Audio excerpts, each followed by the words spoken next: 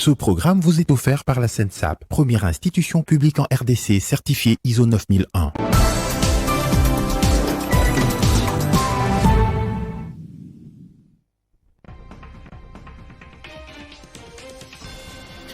La 8e édition de la conférence des gouverneurs se tient à Kinshasa à partir de ce mercredi. Le président de la République tient, comme l'année dernière, à la stabilité des provinces pour leur développement.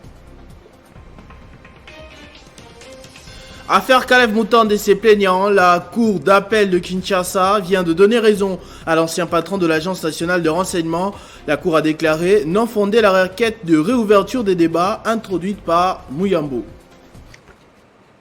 Mesdames et messieurs, bonsoir. Les gouverneurs sont réunis autour du président de la République depuis ce mercredi pour la 8e édition de la conférence. Leurs dédiés, titulaires comme intérimaires, se sont alignés derrière la vision du président de la République de voir la stabilité régner dans chacune des 26 provinces, une stabilité qui passera entre autres par une harmonie entre les assemblées provinciales et leurs exécutifs. 8e conférence des gouverneurs de la République démocratique du Congo, lancée par le chef de l'État Félix-Antoine Tshisekedi Tshilombo. Selon les constats du chef de l'État, cette rencontre intervient dans un contexte caractérisé par des conflits de gouvernance, mais aussi la difficile cohabitation entre gouvernements provinciaux et assemblées provinciales. Il a l'occasion d'inviter les participants à réfléchir sur les recommandations pouvant aider à résoudre les conflits entre assemblées provinciales et exécutifs provinciaux. Il dit, je cite, « Je vous invite à donner des pistes de solutions sur la manière dont les relations entre assemblées et exécutifs provinciaux pourront être harmonisées en vue de garantir une mise en œuvre optimale du programme de développement local de nos 145 territoire. » Fin de citation. Le président de la République souhaite que les présentes assises servent de cadre pour baliser les voies et moyens légaux pouvant concourir à la stabilité des institutions provinciales.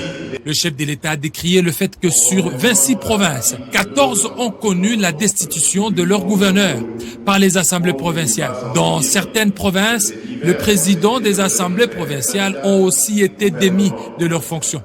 Il a aussi fait remarquer que cette valse de destitution ne constituait qu'un signe évident d'instabilité institutionnelle chronique, empêchant surtout de mener à bien le programme des reconstructions ou des développements attendus par la population. À titre d'exemple, il a été révélé que le nombre moyen des réunions tenues par les assemblées au cours d'une session de 3 mois n'a pas excédé 10 et le nombre d'édits adoptés dans les matières où ces assemblées donnent l'ampleur et la qualité du travail législatif des députés provinciaux. Pire, usant de leur droit de voter la motion de défiance à l'encontre des ministres ou la motion de censure contre le gouvernement, les députés provinciaux semblent avoir perdu de vue le sens du suffrage de leurs électeurs. Pourtant, les dispositifs constitutionnels et légaux prévoient plusieurs mécanismes d'information et de contrôle à la disposition des députés provinciaux. La cour d'appel de Kinshasa-Gombe a déclaré la requête de réouverture des débats introduite par Jean-Claude Muyambo dans l'affaire qui l'oppose avec Caleb Mutande non fondée. Dans ce énième rebondissement, la cour a donné raison à l'ancien patron de l'Agence nationale des renseignements. Chaque jour qui passe apporte un éclairage sur les dossiers opposant Caleb Mutande à Jean-Claude Muyambo devant les instances judiciaires, où tous les projecteurs sont désormais rivés sous les tribunaux des grandes instances de Kinshasa-Gombe, qui en vertu de lois et procédures en vigueur de la République démocratique du Congo doit maintenant fixer la date d'audience pour l'instruction quant au fond de la cause sous RP 27626 en vue de permettre à l'opinion tant nationale qu'internationale de connaître la vérité sur cette affaire qui oppose depuis plusieurs mois l'ancien bâtonnier Muyambo et consort à Caleb Mutande, ex-administrateur général de l'Agence nationale des renseignements. Après la tenue de l'audience publique le 10 décembre 2021, la Cour d'appel de Kinshasa-Gombe, siégeant en matière répressive, a déclaré non fondée la requête de la réouverture des débats introduite par Jean-Claude Muyambo et l'a rejetée. Elle a également déclaré fondée les arguments présentés par la partie civile de Kalev Mutondo. Et par conséquent, elle a déclaré irrécevable l'appel interjeté par Jean-Claude Muyambo et consorts. Et dans un communiqué de presse, les avocats conseillent de Kalev Mutondo en appellent donc à la vigilance et surtout à la particulière attention des instances judiciaires et de l'opinion publique pour faire échec à d'autres manœuvres dilatoires, vexatoires, auxquelles ne cesse de se livrer, selon eux, la partie de Jean-Claude Muyambo et consorts. Les avocats continuent à déplorer le maintien justifié par le parquet général de Kinshasa du mandat d'amener et de l'avis des recherches lancées depuis mars 2021 contre leur client Kalev Mutondo, malgré le fait et décisions de justice intervenues depuis lors, et rappeler ce qui constitue une violation flagrante, manifeste et délibérée des droits fondamentaux de ces derniers. Le président du Sénat, Modeste Bahati Lukwebo, poursuit son séjour de travail à Kampala, en Ouganda. Après avoir échangé avec son homologue ougandais Jacob Oulania, le président de la Chambre haute a eu un entretien avec le chef de l'État ougandais Yoweri Museveni en personne. La diplomatie parlementaire est au cœur de cette visite.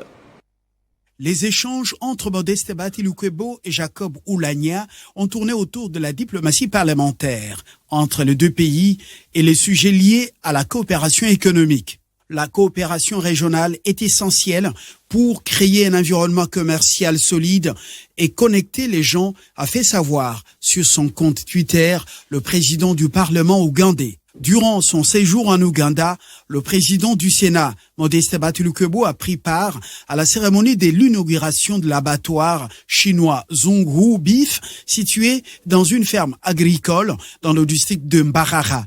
Il est question pour Modeste Bahati Lukwebo de s'enquérir de l'expérience agricole ougandaise en vue d'enrichir sa proposition de loi modifiant et complétant la loi portant principes fondamentaux relatifs à l'agriculture.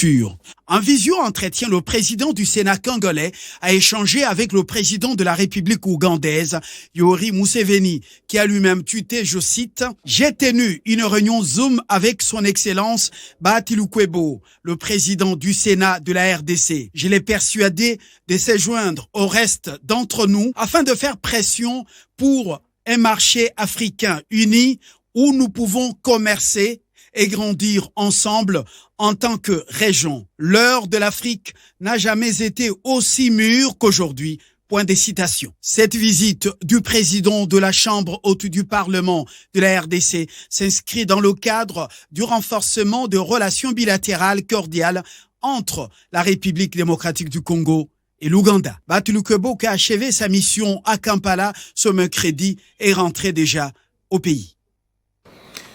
Peut-être un ouf de soulagement pour la population riveraine et les pêcheurs du quartier Kinkole après le passage du chef de l'État annonçant la réhabilitation de la route principale. Mariquette Mutinga, élue de l'Incélé, s'est rendue sur terrain en compagnie du ministre de la Pêche, Adrien Bokele, pour confirmer le début imminent des travaux qui mettront fin aux érosions qui rendent la vie dure dans cette partie de la capitale. Le ministre Adrien Bokele Djema, en charge de la pêche et élevage du gouvernement Sama, est allé rassurer la population de Kinkole dans la commune de Lantsele pour la réhabilitation de la grande route des cités totalement dégradée par une érosion, rendant la voie impraticable. Invité par la population dans la détresse, le ministre Bokele a été accompagné de l'élu de ces coins, la députée Marie-Kent Mutinga, par qui les doléances de cette population sont passées. Très impressionné par Mariquette Mutinga, le ministre a jugé incontournable l'implication de cette représentation de la population tout au long du processus de réhabilitation de cette voie capitale pour la population riveraine.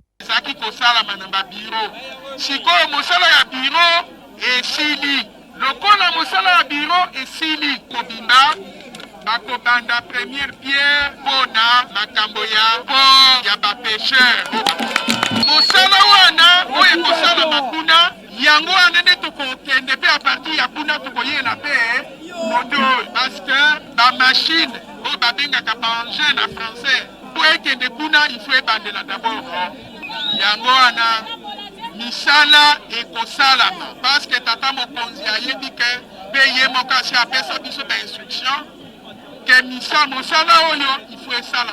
La population de l'Antélé, reconnaissante au plaidoyer de Marie-Kent Moutinga, a promis toute sa collaboration au ministre Adrien Bokele pour mettre fin au calvaire de populations marchandes et pêcheurs de la commune de l'Antélé.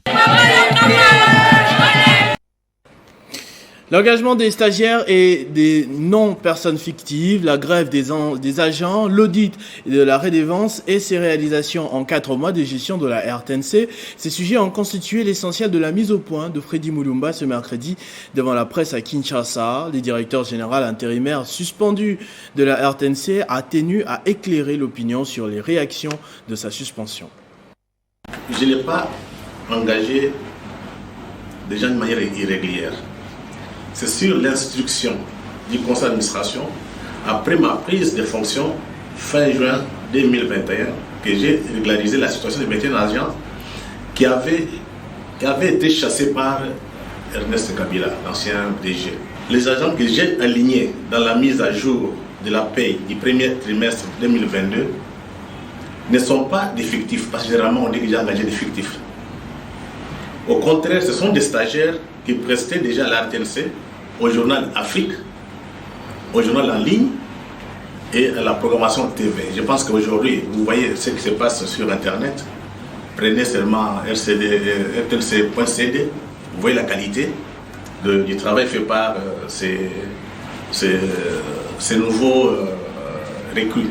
Les mesures disciplinaires que j'ai prises à l'endroit de certains agents sont conformes aux dispositions de l'article 65 du statut du personnel de la RTNC. La grève va commencer, que je peux appeler illégale, à peu près 1 mois après le décès de Kabila. Donc, le motif qui a été avancé, c'était que moi, je ne voulais pas payer les salaires. Or, nous sommes une entreprise d'État, un établissement public, c'est l'État qui nous paye. Donc l'histoire des salaires ne concerne pas ni les DG ni les PCA. C'est l'État qui paye les agents. D'abord, le DG, tout est clair. Il y a eu des tournements de fonds au niveau de la redevance. Et quand j'ai pris les choses en main, j'ai initié un audit qui n'a pas été encore clôturé. Je pense qu'après cette conférence, je vais m'adresser au Conseil d'État qui doit juger parce que c'est anormal, c'est illégal. Pour la 3e année consécutive, le gouverneur de la province du Haut-Uélé est plébiscité parmi les meilleurs de la République. D'après le sondage réalisé par Le Point, Christophe Bassiane-Langa récolte 56% d'opinions favorables à cause de ses prouesses dans le développement de son entité. Retour sur les bilans à mi-chemin de ses chefs de l'exécutif provincial hors pair. Stabilité politique, sécuritaire et sociale, voilà les atouts de Christophe Bassiane-Langa dans les secteurs des infrastructures routières. Plus de 1000 km ont été réhabilités, reconstruits ou construits, notamment sur les tronçons Iziro, Mungbere, Ouacha, l'axe Iziro, Rungu, Nyangara, Dungu, créé l'axe Navadi, Kindine, Bobongo, Gombe, Ibambi, Bole-Bole, Vatican, Pekawit, Bafobaka, Bonzunzu, Gatoa, reconstruit les voiries des cités de Ouacha, de Wamba et de Nyangara, mais aussi celles de la ville d'Iziro. Des ponts à béton armé, des bacs. Christophe Bassiane-Langa est au cœur de l'action dans celle des infrastructures immobilières.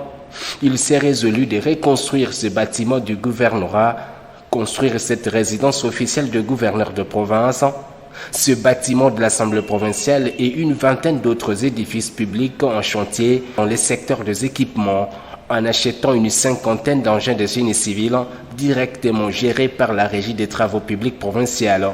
Grâce à son leadership transformateur, l'homme a fait acquérir à son entité ce 10 bus Transco, expressément envoyé sur instruction du chef de l'État Félix-Antoine Tshisekedi pour soutenir cet élan de développement. Homme du peuple, Christophe Bassiane-Langa bénéficie du soutien de ses concitoyens, fait l'unanimité au sein des institutions politiques provinciales, la première dame du pays, Denise Nyakero Tshisekedi, le cardinal Fridolin Ambongo, le professeur Muyembe de l'UNRB, l'autorité provinciale suscite l'admiration, même au-delà des limites du Haut-Uélé. Pour avoir donné une autre image à la province du Olomami, le gouverneur ad interim Kabamba Ilunga Wabatame, représenté par le ministre provincial de l'Environnement, a reçu un diplôme de l'excellence de la part de l'organisation Confédération internationale des jeunes entrepreneurs de l'Union africaine. 2 autres membres du gouvernement provincial, dont Arsène Moukadi, ont également reçu ce diplôme. Lorsqu'un travail est bien fait, il mérite un couronnement. Les efforts entrepris par le gouvernement provincial du Olomami donnent déjà des signaux. L'organisation non gouvernementale Confédération internationale des jeunes entrepreneurs de l'Union africaine, par le biais de son coordonnateur, M. Samuel Chibata, a décerné les diplômes d'excellence au gouverneur ad interim du Olomami, Kabamba Ilunga Batame, pour la nouvelle vision imprimée à la tête de la province du Olomami. 2 membres du gouvernement provincial sont également gratifiés. C'est notamment Madame Julie Banzawangoy, ministre provinciale de l'Environnement, Hydrocarbures et Énergie. L'ingénieur Arsène Moukadi Kintuntanki, ministre provincial des Mines et Tourisme, qui se sont démarqués dans leur travail. Le gouverneur ad interim, représenté par Madame Julie Banza, a reçu ses diplômes. Pourquoi nous sommes dit que nous devions vraiment l'honorer? Il est parmi les rares personnes qui travaillent avec amour pour le développement de cette province. Il est cette crème-là, la crème intellectuelle, qui est en train d'œuvrer pour l'émergence de la province du Olomami. C'est dans cette logique que nous sommes dit que nous ne devrions pas vraiment passer sous silence. Nous nous sommes dit que nous devrions venir honorer l'excellence avec son diplôme d'excellence qu'il a mérité aujourd'hui. Nous n'avons pas donné ce diplôme à tout le monde. Comme vous le constatez, pour mériter notre diplôme, en tant qu'acteur politique, il faut avoir un parcours qui est élogieux, mais aussi il faut être quelqu'un qui milite pour l'union, pour n'est-ce pas, la cohésion de tout le monde. Ces 3 heureux promus ont rempli les critères mis en jeu pour mériter ces diplômes, ce qui traduit la reconnaissance des efforts consentis dans leur domaine. C'est les Olomami qui gagnent, c'est son image positive qui est vendue. 4 morts et 6 personnes blessées. Voilà le bilan officiel de la journée ville morte décrétée par les mouvements citoyens lundi dernier dans la ville de Goma. Cette situation est condamnée par la délégation de la province du Lualaba qui a clôturé sa mission effectuée au Nord Kivu. Selon le rapporteur adjoint de l'Assemblée provinciale du Lualaba, Weber Shimata, les efforts devraient être consentis pour le développement et non la destruction de cette province. Je suis très mécontent. Je suis très mécontent. Vous, nos amis de journalisme audio, visuel, écrit, tout ça, vous racontez n'importe quoi. Vous racontez n'importe quoi. Ce sont des mouvements citoyens qui se donnent le luxe de prendre même les suspicions qui viennent de n'importe quel pays. Et là, on décrète quelque chose pour seulement saboter notre armée et saboter notre République. Comment quelqu'un peut se révolter contre son pays? Donc, on sous-attend qu'ici, il y a des mouvements de rébellion qui ne veulent pas soutenir le président de la République et même les institutions de notre République. Non, là, je ne comprends absolument rien. Ça sous-entend que les gens qui sont ici ont du sang randé, du sang, tout ça, et ils sont complices de n'importe quoi qui se passe ici. Donc, le Goma ne doit pas être un marchepied, une porte d'entrée pour l'insécurité en République démocratique du Congo. Mais son Excellence, Monsieur le Président de la République, soyez regardant par rapport à cela.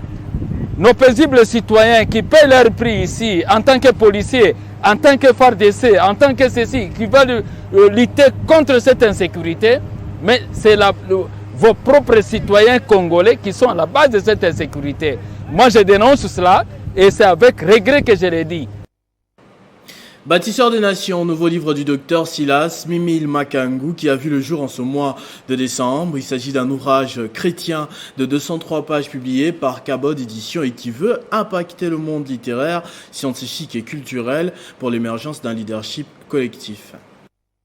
Il pèse lourd ces nouveaux-nés dans le monde littéraire, scientifique et culturel. Lui, c'est Bâtisseur des Nations Nouvelles, ouvrage de 103 pages, publié par Kabod Éditions. Son auteur, Dr Silas Mimile Makangu, évoque les bâtisseurs des nations comme une émergence d'un leadership collectif, le fer aiguise. Le fer, dit-on, au cours d'une cérémonie haute en couleur, Bâtisseur des Nations a été porté sur son bâtissement par le docteur Daniel Kawata. Le bâtisseur des nations, il pourra vous apporter ce dont vous avez besoin pour que vous en soyez un. Malgré les nombreux habitants d'un pays, sa force réside dans la qualité de son élite, la crème qui émane de la population. Citation de l'auteur qui, en ces jours de vernissage de son livre, exprime sa satisfaction. Nous sommes finalement très heureux que l'enfant bâtisseur des nations soit né. Il est né à Kinshasa, mais il n'est pas appelé à vivre qu'à Kinshasa. Il est appelé à traverser les frontières, à accéder dans des grandes villes, dans des bureaux, dans des lieux de prière, dans des universités, dans des bibliothèques, parce que ce livre a été écrit pour aider quelqu'un à se découvrir, mais aussi à comprendre quelle est sa responsabilité dans la transformation des nations. Les nations se bâtissent. Les nations ne sont pas des accidents. Les nations ne sont pas le fruit des prières. Les nations naissent parce que des hommes ont travaillé. Ils prient, mais ils travaillent.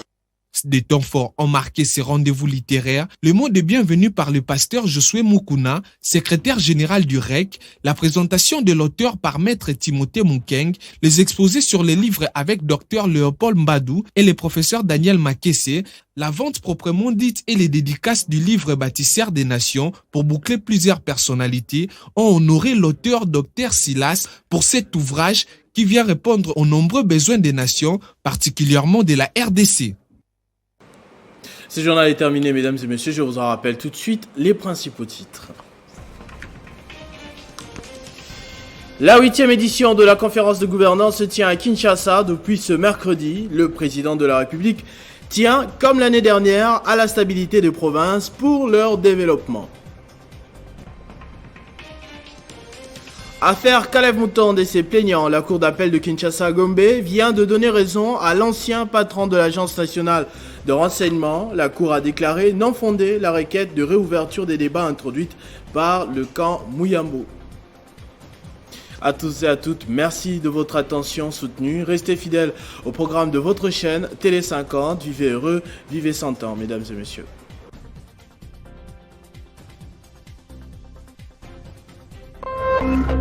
Téléchargez les infos Télé 50 sur www.tele50.cd. Ce programme vous a été offert par la SENSAP, première institution publique en RDC certifiée ISO 9001.